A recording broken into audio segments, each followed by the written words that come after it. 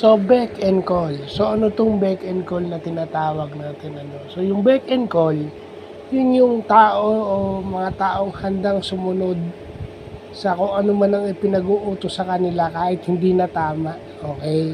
'Di ba? Sa management puwede natin ilagay yan, sa workplace. Sa workplace, sa work environment puwede natin ilagay yan, yang back and call na yan, na yung mga subordinates ng isang admin, nakahandang sumunod sa kung ano mang ipag-utos nito, kumbaga masyadong loyal. Yun yung sinasabi 'pag sumosobra yung loyalty, 'no? Kahit sa politics natin, they always have a back and call. So, mabuti na't alam natin yung mga idioms na yan kasi minsan yan yung ginagamit na mga salita nung mga nasa media, na minsan yung mga common na tao is hindi naman nila alam yan except kung i-go-google nila.